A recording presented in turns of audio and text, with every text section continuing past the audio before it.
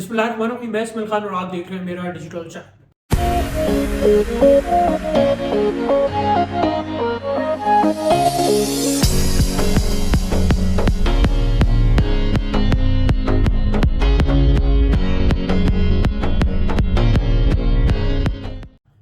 इमरान खान का वो आखिरी कार्ड जिसका जिक्र उन्होंने अपनी बहन से किया था, जब से वो 24 नवंबर की जो फाइनल कॉल थी वो नाकाम हुई, और वो जो सानिया हुआ डी चौक पे, उसके बाद से जो पाकिस्तान तहरीक इंसाफ है उनकी जो क़यादत थी, उसके इख्तलाफात नज़र आ रहे थे एक दूसरे के साथ। फिर बुशरा बीबी और जो क़यादत थी उनके इख्तलाफात नज़र आ रहे थे।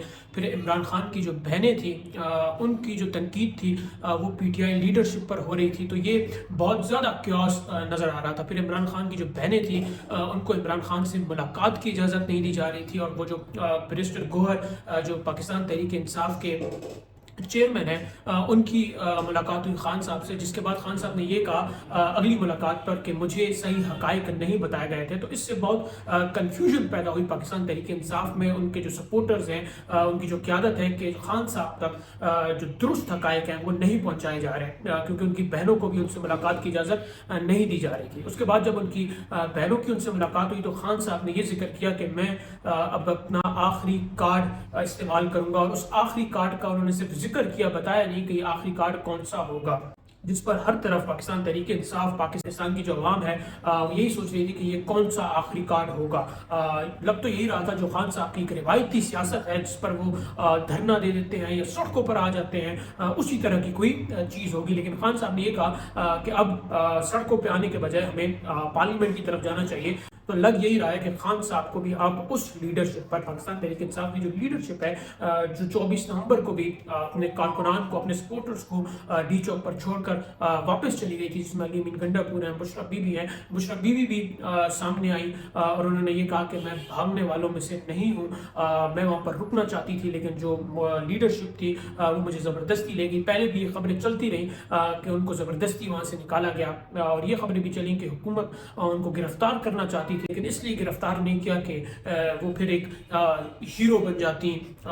लेकिन वो जब वहाँ से चली गई तो उनको भी खासी तनकीद का सामना करना पड़ा। अली अमीन गंडापुर को भी खासा तनकीद का सामना करना पड़ा। उसके बाद अली अमीन गंडापुर की ऑडियो भी वायरल हुई, जो ऑडियो लीक हुई थी, जहाँ पर वो एक नाजेबा अल्फाज इस्तेमाल कर रहे हैं, गालियाँ दे रहे हैं, इमरान रियाज खान को गालियाँ दे रहे हैं, जो उन पर तनकीद करते थे कि वो क्यों अपने कारकुनान को, अपने सपोर्टर्स को वापस वहाँ पर छोड़कर वापस चले गए, उनके बारे में वो उनको गालियाँ दे रहे हैं। तो इस पर सबका यही था कि खान साहब का क्या मौक़िफ़ होगा। और फिर खान साहब ने अगली मुलाकात में ये कहा कि हम एक तहरीक का आगाज़ करेंगे, और वो वही तहरीक जो खान साहब ने धरनों के वक्त शुरू की थी, सिविल नाफरमानी की, जिस पर उन्होंने ये कहा था कि हम क्यों बिजली के बिल दें, हम क्यों गैस के बिल दें, जबकि ये तमाम जो पैसे हैं, जो हमारे टैक्स के पैसे हैं, ये अशराफिया पे लगते हैं, इनके बड़े बड़े घरों पर लगते हैं, तो हम क्यों ये चीज़ें हुकूमत को दें।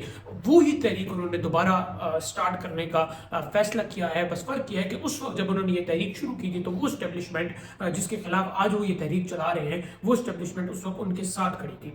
लेकिन एक फ़र्क और भी है कि उस वक्त खान साहब की वो मकबूलियत नहीं थी जो मकबूलियत आज है, क्योंकि इसके बाद उन्होंने एक और चीज़ का आगाज़ किया कि हम उन अस्करी, ये खान साहब ने कहा तो नहीं, लेकिन PTI की तरफ से और जो पाकिस्तान के अवाम है उनकी तरफ से शुरू हुआ, कैंपेन्स की शक्ल में शुरू हुआ कि हम जो अस्करी प्रोडक्ट्स हैं, जो एस्टेब्लिशमेंट के प्रोडक्ट्स हैं, जो उनके बिजनेसेस हैं, जो आर्म फोर्सेस के बिजनेसेस हैं, उनको बायकॉट करेंगे। इस वक्त एक वक्त में जो फ़लस्तीन इसराइल के वक्त में एक बैन चला था कि हम इन प्रोडक्ट्स का बैन करेंगे जो इसराइल से ताल्लुक़ रखते हैं, जिनको इसराइल प्रमोट करता है, जिनके बिजनेसेस इसराइल में हैं, उनको हम बायकॉट करेंगे। तो अब इन लोगों का ये कहना है कि हम जो प्रोडक्ट्स आर्म फोर्सेस के साथ, मिलिट्री के साथ, पाकिस्तान आर्मी के साथ ताल्लुक़ रखते हैं, मुंसलिक हैं, हम उनको बायकॉट करेंगे। हम अस्करी बैंक्स में जो जिनमें अस्करी बैंक्स भी आते हैं, बाकी बहुत से प्रोडक्ट्स आते हैं उनमें। तो अब देखना यह है कि इससे जो एस्टेब्लिशमेंट है, जो हुकूमत है, उसको क्या फ़र्क पड़ता है। ये कहना तो बहुत ही मुश्किल है कि कल से इन प्रोडक्ट्स को कोई भी नहीं खरीदेगा या ये प्रोडक्ट्स एक ही दिन में ठप हो जाएंगे। लेकिन देखने की बात यह है कि क्या अवाम, पाकिस्तान की जो अवाम है, इस चीज़ को, इस मौके को बाय कर रही है कि नहीं कर रही, ये देखना है। क्या इस चीज़ को सपोर्ट कर रही है कि नहीं कर रही। और ख़ासा जो बहुत ज़्यादा अवाम, जो मेजॉरिटी अवाम है, वो इसको सपोर्ट कर रही है, इस पर कंपेन्स चल रही हैं, लोग इसको लाइक कर रहे हैं, लोग कह रहे हैं हम ये प्रोडक्ट्स नहीं खरीदेंगे। एक वक्त में जो उनका सेंटीमेंट इसराइल की फ़ौज के खिलाफ था, वो इस वक्त صف اپنی فوج کے خلاف ہو گیا ہے. وہ اس حد تک جا چکے ہیں کہ وہ کہتے ہیں کہ ہم ان پروڈکٹس کو دیکھنا بھی نہیں چاہتے. اور اس کی خاصی اور اس کی بڑی وجہ وہ ویژولز ہیں جو کنٹینر سے گرانے والے 24 نومبر کو جو ڈی چوک پر ہوا. وہ ویژولز ہیں جو لوگوں پر گولیاں چلائی گئیں, جو لوگوں کو کنٹینر سے دھکے دے کر گرایا گیا, وہ ویژولز ہیں.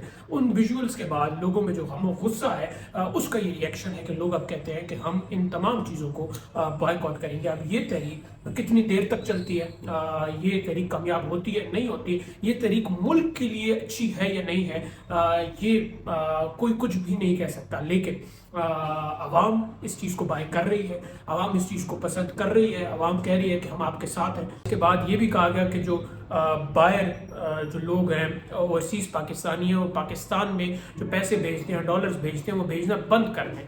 اگر لوگ اب اس چیز کو بھی پسند کر رہے ہیں کہ ہاں ہم نہیں بھیجیں گے اگر خان صاحب کہیں گے, لیکن اس پہ ایک چیز یہ ہے کہ وہ جو لوگ باہر سے پیسے بھیجتے ہیں ان کے خاندان پورے خاندان جو ہیں وہ ان پر ریلائی کرتے ہیں جو باہر ہوتے ہیں. ایک بندہ باہر جاتا ہے جو پھر پورے خاندان کو پالتا ہے, تو اگر وہ بندہ پیسے نہیں بھیجتا تو ان خاندان کو کون پالے گا؟ کیا حکومت پالے گی؟ کیا پاکستان تحریک انصاف پالے گی؟